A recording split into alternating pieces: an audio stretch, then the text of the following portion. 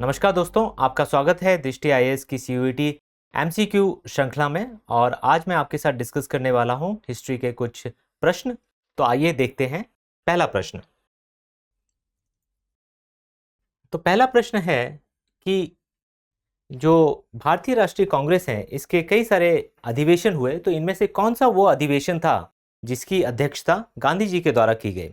तो ये बहुत ही रोचक बात है कि गांधी जी वैसे तो भारतीय राष्ट्रीय कांग्रेस के सबसे बड़े नेता के रूप में उभरे और उनके ही निर्देशन में सारा भारतीय राष्ट्रीय कांग्रेस का क्रियाकलाप चला, लेकिन उन्होंने जो अध्यक्षता की है किसी अधिवेशन की, कांग्रेस के अधिवेशन की, वो सिर्फ एक ही बार की।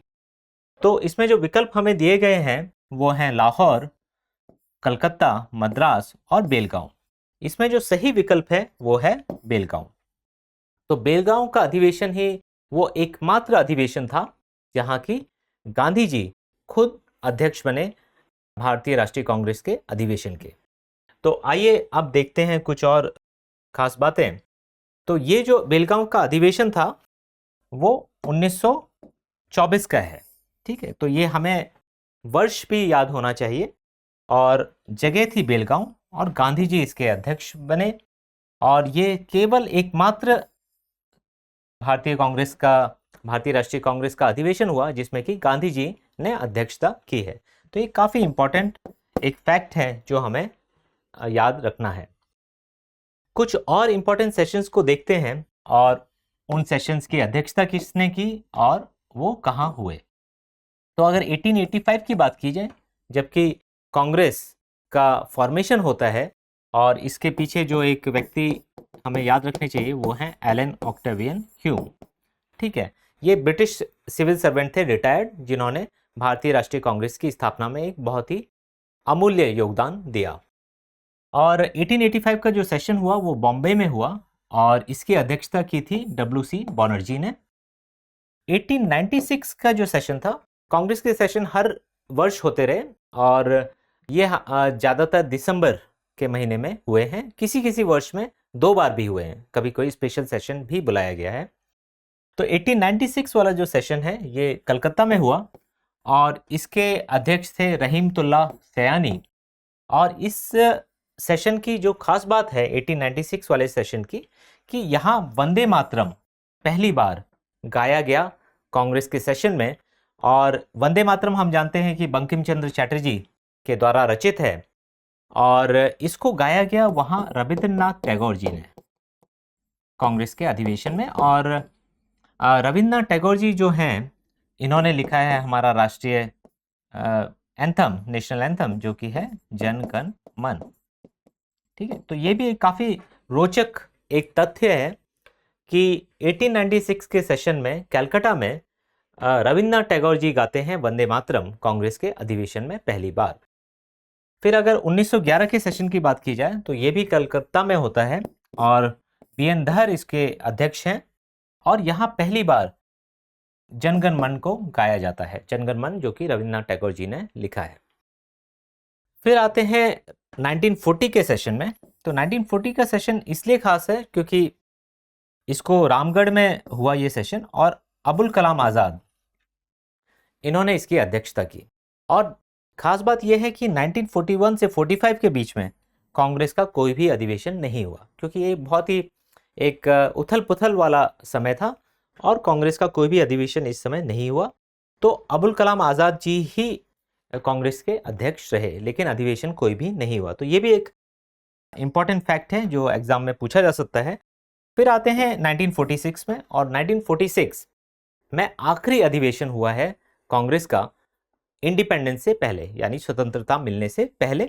और ये अधिवेशन हुआ मेरठ में और इसकी अध्यक्षता की जे.बी. कृपलानी ने। तो ये भी काफ़ी एक इम्पॉर्टेंट फैक्ट है जो हमें ध्यान रखना चाहिए। तो इस प्रकार हमने देखा कि जो गांधी जी ने 1924 में बेलगांव सेशन की अध्यक्षता की। अब आते हैं दूसरे प्रश्न पे। ये प्रश्न भी गांधी जी से संदर्भ रखता है। तो इसमें पूछा गया है कि महात्मा गांधी जी के द्वारा लिखी गई हिंद स्वराज किस चीज के ऊपर आधारित है या किस चीज़ के बारे में बताती है? तो इसमें जो ऑप्शन दिए गए हैं कि ये वेस्टर्न मॉडर्निटी को क्रिटिक करती है, यानी कि उसका क्रिटिसिज्म है। ये एक आउटलाइन देती है उनकी जो सोच थी सत्याग्रह के बारे में, उसके बारे में बताती है, या वो ये एक आह्वान था इंडियंस के लिए कि वो अपने को ब्रिटिश रूल से आज़ाद करें, या एक ग्राम स्वराज जो कि गांधी जी काफ़ी इसके बारे में बात करते थे, ये इससे जुड़ा हुआ था। तो इसमें जो सही उत्तर है यहाँ, तो वो है कि ये एक क्रिटिक था वेस्टर्न मॉडर्निटी का, यानी कि इसमें उन्होंने जो जो वेस्ट का सिविलाइजेशन है और उसकी जो मूल चीज़ें हैं, उसका उन्होंने एक क्रिटिक दिया था कि ये हमारे भारतीय समाज से किस तरह से भिन्न है और कैसे हमारा भारतीय समाज ज़्यादा मॉडर्न है हर लिहाज से। तो इस तरीके की बात हिंद स्वराज में की गई है। तो हिंद स्वराज के बारे में कुछ जानकारी देखते हैं। तो 1909 को ये पुस्तक पब्लिश होती है। ये 1909 की पुस्तक है, महात्मा गांधी जी के द्वारा ली गई है, और इसमें उनके स्वराज के बारे में विचार हैं और जो आधुनिक सभ्यता है उसके बारे में, मशीनीकरण के बारे में उनकी आलोचना भी है। तो ये हिंद स्वराज का है, इसीलिए क्रिटिक ऑफ वेस्टर्न जो सिविलाइजेशन है, ये इसका सही उत्तर भी था इस प्रश्न का। और ये एकमात्र पुस्तक है जो गांधी जी ने ना केवल गुजराती में लिखी, लेकिन उसका जो उसका ट्रांसलेशन है वो उन्होंने खुद ही किया। इसके अलावा जो अन्य पुस्तक हैं उसमें जनरली ट्रांसलेशन दूसरे लोगों के द्वारा किया गया है। तो गांधी जी ने ना केवल गुजराती में लिखी बल्कि उसको ट्रांसलेट भी किया अपने आप। और ये एक डायलॉग के फॉर्म में लिखी गई पुस्तक है, और जिसमें कि गांधी जी खुद ही सवाल पूछ रहे हैं, एक रीडर की भांति और एक एडिटर की भांति उसका उत्तर भी दे रहे हैं। तो ये एक डायलॉग फॉर्म में लिखी गई किताब है। तो ये भी हमको हिंद स्वराज के बारे में जानकारी होनी चाहिए। अब आइए देखते हैं तीसरा प्रश्न। तीसरा प्रश्न की बात की जाए तो ये हमसे पूछ रहा है कि वो कौन सा अधिवेशन था भारतीय राष्ट्रीय कांग्रेस का जिसमें पहली बार किसी महिला को अध्यक्ष बनाया गया। और इसमें जो हमें ऑप्शन दिए गए हैं वो है कैलकाटा सेशन 1917 का, गया सेशन 1922 का, इलाहाबाद सेशन 1921 का, या लखनऊ सेशन 1916 का। तो इसमें जो सही उत्तर है वो है 1917 में कैलकाटा सेशन, जहां की एनी बेसेंट जी को पहली बार किसी महिला के रूप में अध्यक्ष बनाया गया भारतीय राष्ट्रीय कांग्रेस का। तो आइए देखते हैं एनी बेसेंट जी के बारे में कुछ जानकारी। तो एनी बेसेंट जी भारतीय राष्ट्रीय कांग्रेस की प्रथम महिला अध्यक्ष बनी 1917 में। और इसी के साथ एक और जो जानकारी है कि वो भारत में भी सेल्फ रूल और आयरलैंड में भी सेल्फ रूल, यानी कि वो आयरिश सेल्फ रूल और भारतीय सेल्फ रूल दोनों की समर्थक थी।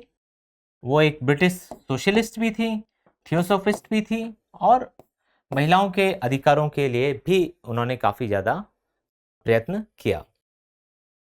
फिर एनी बेसेंट जी के बाद हम आते हैं जो दूसरी महिला अध्यक्ष बनी भारतीय राष्ट्रीय कांग्रेस की, तो वो है सरोजिनी नायडू।